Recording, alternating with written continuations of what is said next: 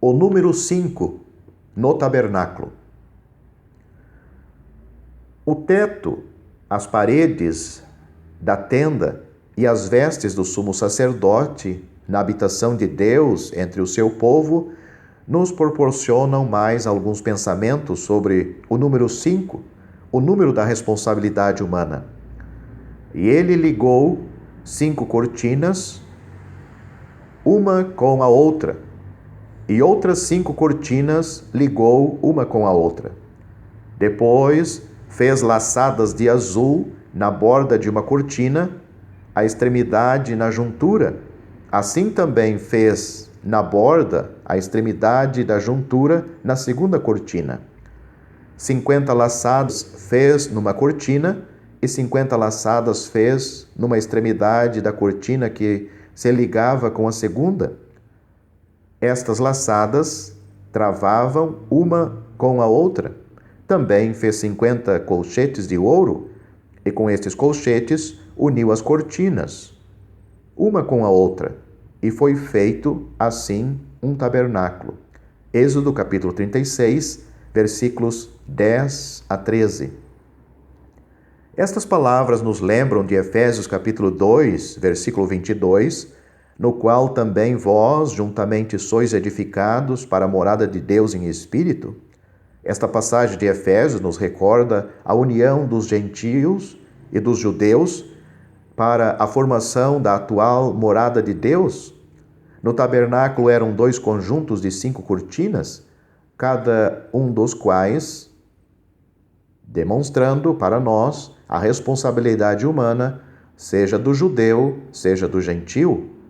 A união jamais pensada era celestial e divina, isto é, demonstrando pela cor dos colchetes.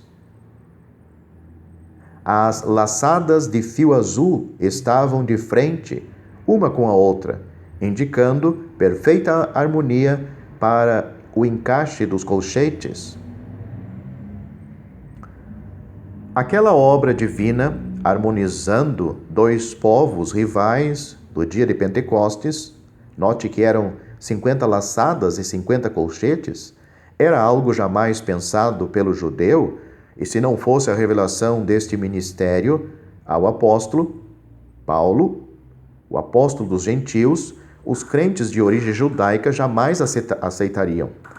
Mesmo assim, tanto na conferência em Jerusalém, em Atos capítulo 15, como na visita de Pedro em Antioquia, houve demonstrações da dificuldade dos crentes judeus aceitarem esta nova situação.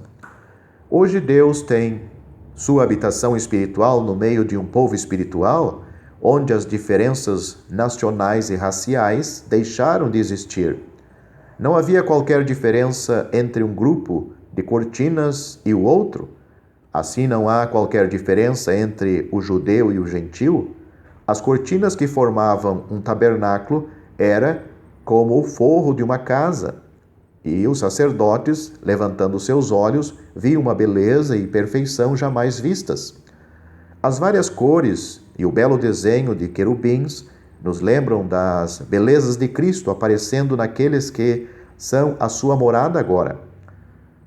Lemos, em vista disto, com admiração, que agora pela Igreja a multiforme sabedoria de Deus seja conhecida dos principados e potestades nos céus. Efésios capítulo 3, versículo 10. Os anjos estão aprendendo olhando para a Igreja.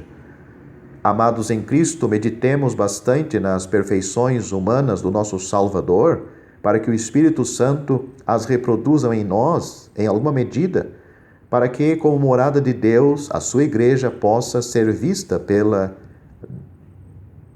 aos santos olhos de Deus. Como devemos ansiar por isto acima de tudo o mais que possamos fazer para Deus neste mundo? Mas o sacerdote também podia olhar ao redor e ver as 48 tábuas revestidas de ouro.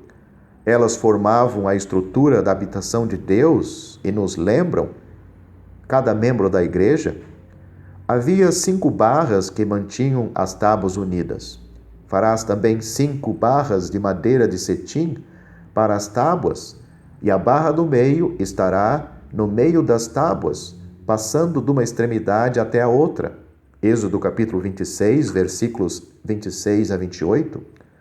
Entre as várias coisas que se destacam nesta estrutura, vamos notar como as tábuas se mantinham unidas. A barra do meio, a mais importante de todas, não era visível e, além disto, ocupava cada centímetro de cada tábua. Ela nos lembra a unidade do Espírito, Efésios capítulo 4, versículo 3, enquanto que as demais nos lembram que Ele mesmo deu uns para apóstolos, e outros para profetas, e outros para evangelistas, e outros para pastores e doutores.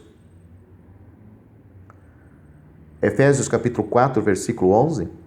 Assim vemos que a completa união das tábuas, isto é, dos salvos como habitação de Deus, seja na localidade que for, é mantida, primeiro, pela obra invisível do Espírito habitando e promovendo a vida nova em cada crente.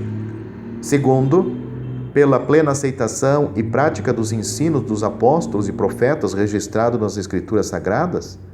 Terceiro, no trabalho do evangelista, procurando neste mundo os pecadores, que através da salvação serão as tábuas, cada vez em maior número. E quarto, no trabalho dos que são, ao mesmo tempo, pastores e doutores, isto é, ensinadores que, guiados pelo Espírito, explicarão as Escrituras, para que haja uniformidade de doutrina e dedicação a Deus.